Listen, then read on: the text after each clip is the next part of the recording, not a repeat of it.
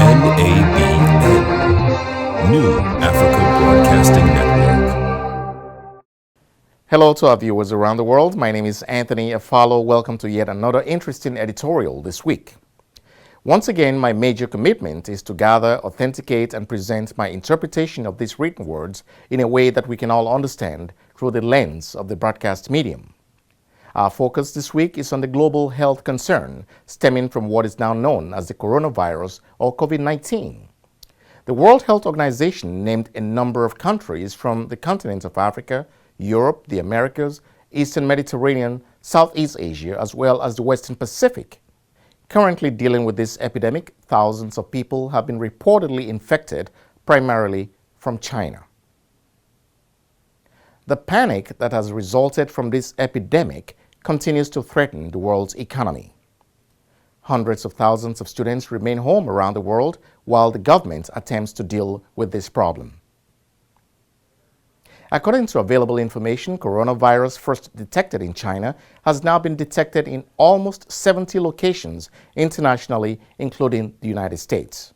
On January 30, 2020, the International Health Regulations Emergency Committee of the World Health Organization declared the outbreak a public health emergency of international concern.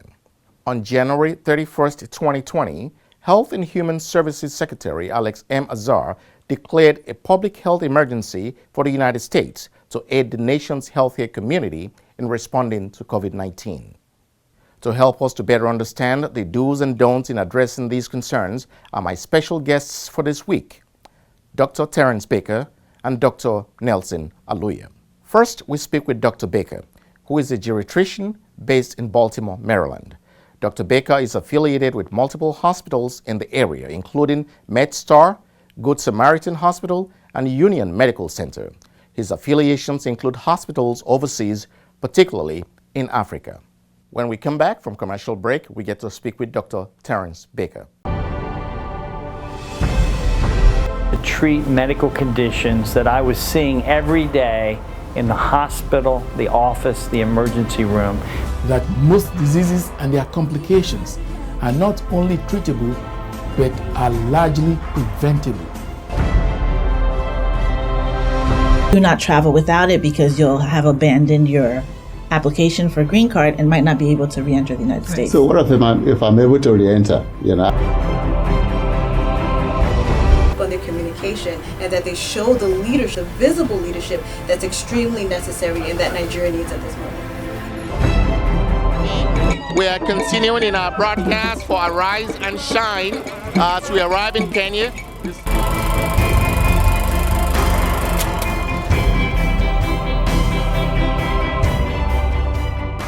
Welcome back to our program. My guest again this week is Dr. Terence Baker. Dr. Baker, welcome.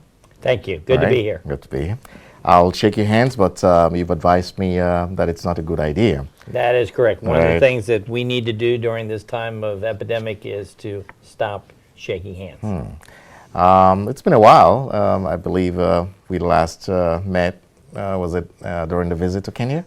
Yes, I believe it was. Okay, and good to see you again. Thank you. Our subject matter, as you know, is coronavirus, something that's going around, the world. And I'm glad to have you with us, to have such a discussion. Coronavirus is not something that's very, that most people have the knowledge of. So I'm hoping that you can first, begin by telling us what a virus is, and particularly what coronavirus is. Yes. A virus is a small amount of either RNA or DNA wrapped with a protein coating, sort of like an M&M. So the inside is living, and the outside is a protective coating that allows this germ, if you will, to live. It's so small you have to use an electronic microscope in order to see it. So it's very small, but it's very powerful. And it acts as a parasite. And what do I mean by a parasite? Coronavirus is a virus that on the surface has receptors that wants to attach to the lining of your nose, the back of your throat, down in your lungs.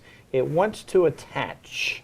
And when it attaches, it can't do anything until it injects itself into the cell of your body that it attaches to. So let's say it's a cell in your nose.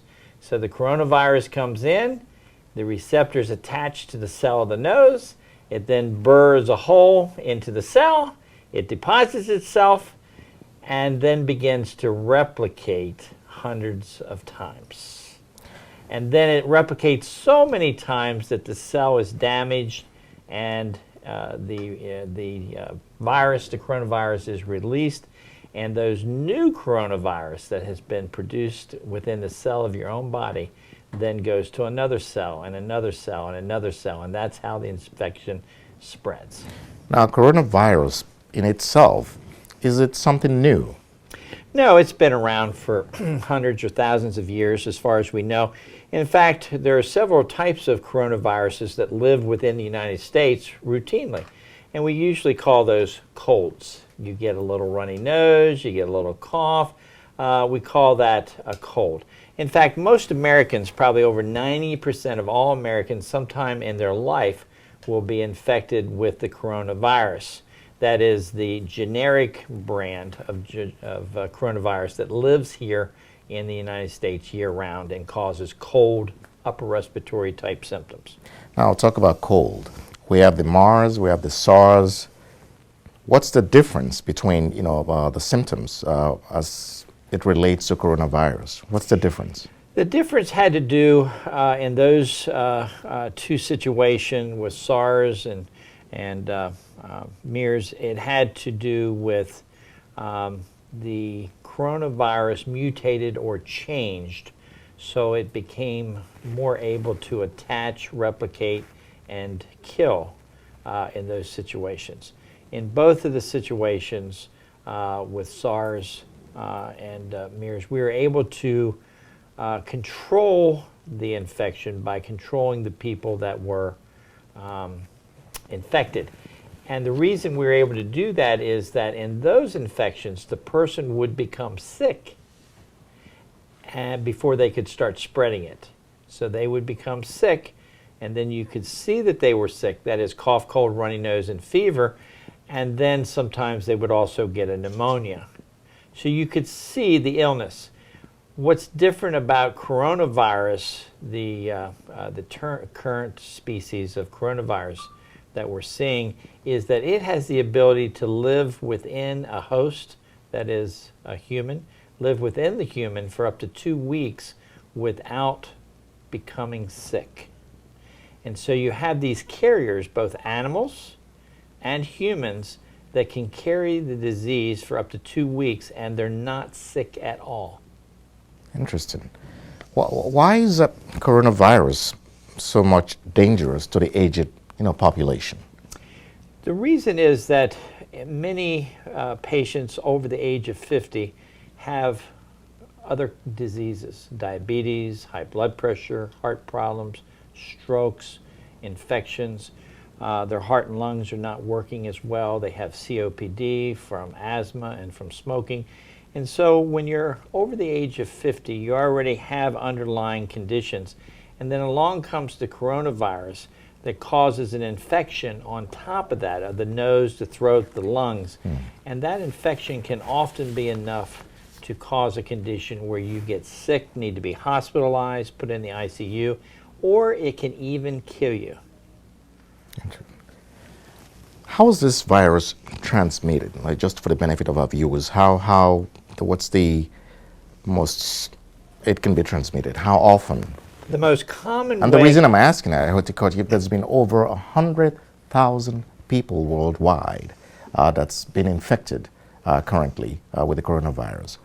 The transmittability, how does that work? Yes. It is transmitted by droplets that are in the air from speaking, from coughing, from sneezing, or just breathing. Every time you breathe, a little mist comes out. When you exhale, breathe out, a little mist comes out. And in that mist are droplets. The droplets attach to dust that's in the air, and then they wait for somebody like you and me to come along and breathe them in, and then we start the infection. And that's why it's so common. You'll see in the news, you'll see that we are being instructed to stay at least 6 feet away from somebody that's sick.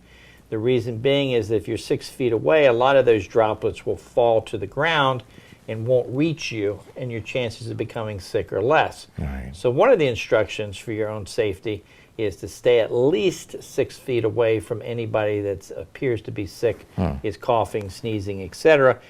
Because that 6 feet is the minimum necessary distance to stay out of harm's way.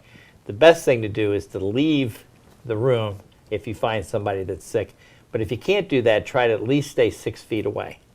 Well, Dr. Baker, I have a lot of questions to ask you relating to coronavirus. However, I'm getting signals from my producer to round up real quickly, but I have to thank you for coming to our studios all the way from Washington, D.C. I hope to have you back, with us to talk more, hopefully under more pleasant, circumstances. Thanks again for coming. And before you leave, I recall there is a program that's coming. That's Doctors in the House. Yes. Okay, you're now part of the family of NABNTV, and I understand that you're going to be co-hosting or participating in some capacity with this program. Yes. Is that correct? It's a very, very exciting program, and I'm looking forward to being part of that as we bring up-to-date current news to your viewers who need to know more about different types of medical conditions. Okay, well, one of my guests this week has been Dr. Terrence Baker. I look forward to having him back to us with us in the studios. We'll take a quick break and we'll be right back. NABNTV, inspiring a new generation. Welcome back to our program this week. My guest again is Dr. Nelson Aluya, a regular to our program here on NABNTV. Dr. Aluya is a general practitioner, an internal medicine doctor. He will be giving us some perspective on this coronavirus. Dr. Aluya, welcome to our show. Well, my pleasure. Thank you for having me. Yes, I'm going to digress a little from my earlier questions with my earlier guests. I wanted us to look at the political perspective, implication regarding this coronavirus. And by so doing, what are you hearing about coronavirus in the United States and also in the continent of Africa? Well, I mean, I would say this. The world is a global village, and we live in the era of pandemics. If you know, from the era of MERS and SARS, and now it's coronavirus within a decade, it's becoming such a big issue, and globally, and with increasing number of people who are infected or affected with these viruses, and then the deaths that come out of it. In the U.S., where they spend about $11,000 per individual, with a percentage for health per GDP of about 18%. In the whole of Africa, we basically spend on average 6%. So Africa is, with all the intricacies and the problems that they have, finances and debt to GDP ratio, we are at a huge disadvantage.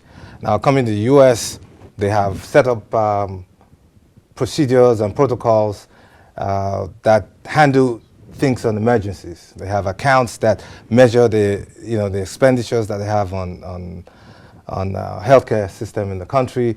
They have experts at all levels that handle these things. In the whole of Africa, do we have the same? Not necessarily. But then again, everything is politics. If you think you're not interested in politics, it affects the next person who's next to you, how they think, work, or view things. So at this era, we should begin to look at things critically and understand that the issue of the coronavirus now, it's going to go political, no doubt, because of the different factions and different persuasions that individuals have about it. I understand this is something that affects all of humanity, across borders, across countries, across tribe, religion, or ethnic persuasion. So humanity at this time needs to come together and put away, the politics that is involved in this, because this is a human, crisis. Now, not too many centers are available in the U.S., for instance, for testing. At least not as much as we've heard, that exists.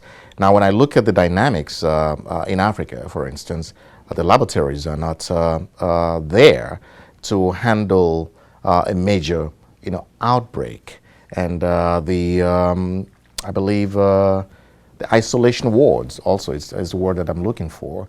What have you heard anything? I know you're in contact with people outside of this community. What are you hearing with regards to the preparedness of the government for such outbreak? Well, I mean, I think we need to understand that COVID-19, as it's been termed now, is relatively a new virus. And we're still learning about what it is, how it plays. The signs and symptoms, we understand at this point in time how it affects individuals, how people are treating it. On the other end, it's still very new. And here in most developed countries where they have the resources, they don't even have as much testing centers. I'm sure they're doing as much as they can. But this is a time for Africa as a whole to come together to address issues that pertains to pandemics now. Because, like I said, it's a global village, it's going to come, and we, if we're not careful, we fare worse out of everybody else. I mean, on the average, it is estimated that ideally 15% of your GDP, when you came together a few years ago saying that's what should be spent on healthcare, yeah. But you find that on average across Africa, it's about 6%. With Syria alone doing the most, actually, amount of money they spend on healthcare. Yeah. So, but at this stage, it is not just the government alone. There has to be, private, public partnership where individuals need to come together to source resources, put them together to achieve, the common aim of defeating, the issues of health when it comes to the coronavirus. It brings a lot of memory back regarding the Ebola virus in Africa, at the time. And then luckily they were able to contain it one way or another. Yes, I mean, I must commend, not just the government of Nigeria at that time, but the entire Nigerian population. They did an amazing job in handling, the Ebola virus. Ebola virus has a kill percent about almost 70 to 80%, even 90%, as some people have suggested. This right now was 2.2, now it's 3.4. What's the rate? We've had only one case reported in Nigeria, as a matter of fact, and a few cases going around in Africa now. But so far, so good. They've never had as much as the debilitating effects from any of this, and probably because Africa is still a very young continent. I mean, up to 60% or so of the individuals in Africa are less than 25 years old. So that's a huge, giving an advantage to the African continent. There are various African doctors all around the world that are experts, able to contribute, in some small way. I know you do medical missions. Anything coming up anytime soon? Well, I mean, those in the diaspora, this is time for them to roll up their sleeves. And, I can't overestimate or overstate this, giving back again. I mean, this is a crisis. This is an existential threat to the African continent. They should come together, pull their resources together, which is time, money, and intellectual capacity to address this issue that's coming up. Any predictions with regards to vaccines? That's the last question. I mean, 30 seconds. Yes. It's on the works. On the average, it will take about a month. Okay. So hopefully, with all the emphasis and resources put into it, it'll be shorter and we'll get one soon. Dr. Louis, as always, thanks for coming to our studios. We look forward to having you again participate in the Doctor in the House, which is a program that's coming up on NABNTV. You watch out for this show. It's going to be fantabulous. I've consulted with my one of the producers, the executive producer, Moses, and then he's doing a whole lot of preparations, and we all look forward to working together. Thanks again for your contribution and comments. My name is Anthony Afalo. As always, I welcome your editorial contribution and comments on our broadcast. Visit our website on www.nabntv.com. You can also reach me on this email, anthonyafalo@nabntv.com. My Twitter handle is @afollow inspired. That's the @ @afollow inspired. You may also follow me on Instagram under the name Megalogic. It's one word, Megalogic. Thanks for watching. Good luck. Be well. Have a great day. NABN, New Africa Broadcasting Network.